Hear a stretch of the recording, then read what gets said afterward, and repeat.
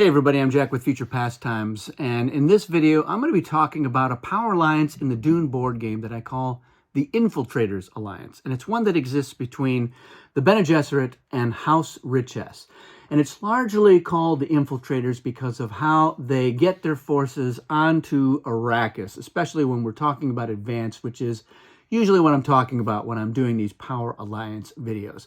They've got a couple other sneaky shenanigans that they can do. So let's get into what happens with the Infiltrators Alliance and what makes this a powerful alliance. So starting off with getting onto Arrakis, we're going to look at the Bene Gesserit. Now they've got the spiritual advisors, and whenever another faction ships forces onto Dune from off-planet, they can ship one force for free to the polar sink. Now, that's a basic advantage.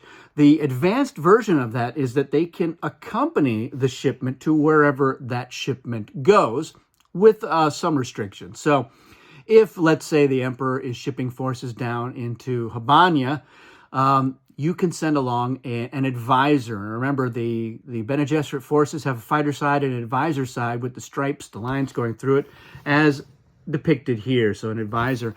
And an advisor in a territory with other forces is treated as if it's not really there. It's coexisting.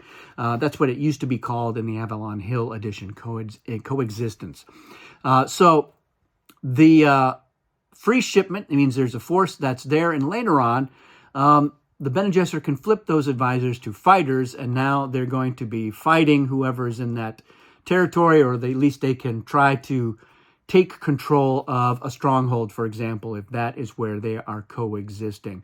Now, I mentioned there's restrictions. If the Bene Gesserit has fighters in that territory already, they cannot send an advisor down. However, if let's say that the Emperor is sending forces and they didn't have forces there already, the Bene Gesserit has fighters, they can use their intrusion advantage, which is then to take those fighters and immediately flip them to advisors, in which case, yes, they can bring an advisor down and add another advisor to that territory.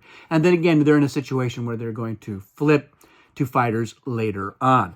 So this is how the Bene Gesserit infiltrates the planet, is because they are coming along one faction at a time with a force when they make those off-planet shipments. And if you're in a game that has a lot of other forces that have to ship to the planet, so let's say Chom starts with no forces on the planet.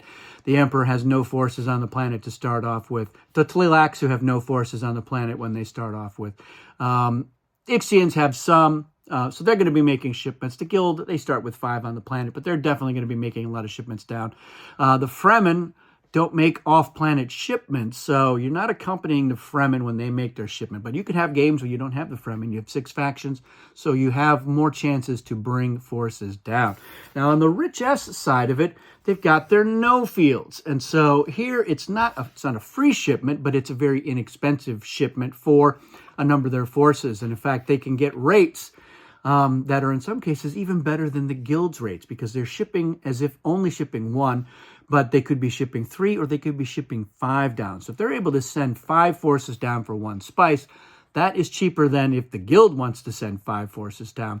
So in their own way, they are also infiltrating the planet. So the thing about this alliance is that they're able to save money, save spice, with their shipping. And so that's central to what makes this a strong alliance, is they're going to be able to use that spice for other things, like buying treachery cards or spice styling in battles.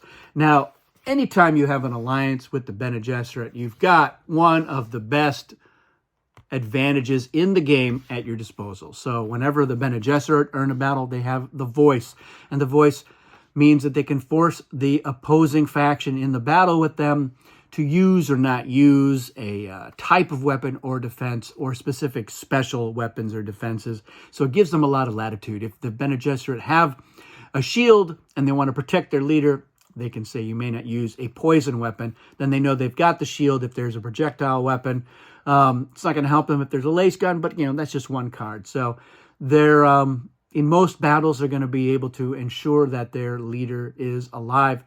Conversely, if they've got, let's say, a projectile weapon, they can say you may not use a projectile defense So they can feel pretty strongly that they're going to be able to kill the opposing leader. And then it's just mostly a matter of spice styling. Maybe their leader will be able to add, and all of their leaders are 5 strength, which is a pretty good average for the Bene Gesserit. And of course, while allied, the Richese faction will also have use of that. The Bene Gesserit can use their voice to help out their Richese ally when they're in a battle. It's the same sort of thing. Now, there's a fun little thing that the Richese can do, and that is their black market advantage. And a lot of times, what this lets them do is really, even before bidding begins, it lets them sell a card from their hand. And usually they're either doing this because they are desperate for spice, so they're selling something that's either kind of good or really good. It gives them the opportunity to sell something they have a duplicate of. So if they've got 2 shields, they really only need 1. So selling 1 can be useful. And also to try to get rid of cards they just don't want. And they can try that with worthless cards. But most of the time, the other factions are either going to know it's a worthless card or suspect it's a worthless card, and they're not going to want to spend very much to get that. And there are some edge cases where it might work out, like if Chom is in the game, they maybe don't worry about getting it. Ixians maybe don't worry about it because they know they can technology that card when the bidding does begin. But when allied with the Bene Gesserit, they can let them know, yeah, I do have this worthless card, and I'm going to sell it, and probably no one's going to bid against us. And if they do, they're not going to bid a lot. And if they do bid a lot, then let them buy it because they probably can't use it. But the Bene Gesserit, they can use it because they've got the Karama Advantage in advance, which means they can use worthless cards as if they are Karama cards.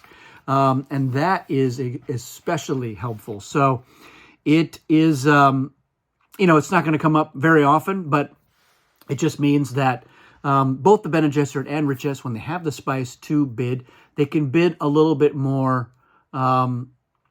freely without having to worry about like, oh, I hope I don't get a dud. That's something that most other factions do have to worry about occasionally, is like, are they bidding on a worthless card and ha on them? But at least Richese has recourse in order to get that out. So neither one of these is really an economic faction. So Richese is like a mini economic faction. Of course, they are selling a Richese treachery card. And, they'll get a decent amount on some, maybe more on others. But again, if people are buying the really good cards, that means they've got a really good card. And the fact that everybody knows it mitigates that a little bit, but not a lot. So this is a faction that does need to go after some spice blows. But again, you've got the voice. That's going to help you out. And with the no-field tokens, you've got the nice X factor of factions don't really know necessarily how many forces are in that territory. Plus, the Richese can ship directly to a spice blow. It's only going to cost them 2 spice because they're shipping as if shipping 1 force. And the other fun thing is if they ship the 0 no field, as long as it's not revealed, it counts as 1 force. Which means if they ship or they move that 0 no field token into a spice blow and it's uncontested, they're going to collect 2 spice. Maybe they'll collect 3 spice if they happen to also control Carthage and Arakeen. So picking up 3 spice, and maybe it costs you 2. Maybe it only costs you 1, because again, if you ship and then you're able to move to a spice blow with that 0 token, that means that you're going to be able to get something out of it. It's not very much, but it is something that the Richese players should be thinking about. But even if they get into a battle, you've got the voice that's going to help that out. And just the other factions knowing that you have the voice makes it a little bit of a deterrent. So you should be a lot more aggressive about going after spice blows, both for Bene Gesserit and Richese. Now, of course, what are the alliance abilities? We've talked about the Bene Gesserit. For the Richese faction, what does the Bene Gesserit get out of it as well? Of course, if they can get a Richese treachery card into Richese's hand, they can give it to the Bene Gesserit at any time, as long as their hand is not full. So that's pretty good. They also have the ability to let them ship with a no-field token. And again, it's just going to mean they're able to ship down some extra forces more cheaply. They do have to reveal that immediately. But the other nice thing about the alliance ability is when Richese uses their no field, when it gets revealed, that revealed token is placed in front of their shield, and they can't use it again until they have revealed another one. So using the 5, that's the one that is usually most coveted by Richese. They want to be able to use that 5 token as often as they can. So what will happen is that they've used it, and it's in front of their shield, and they can get the Bene Gesserit to ship 3 forces down for the price of 1. That means that then the 3 will go in front of their shield, and Richese will be able to put that 5 behind their shield, and the next time they ship, they can ship 5 again.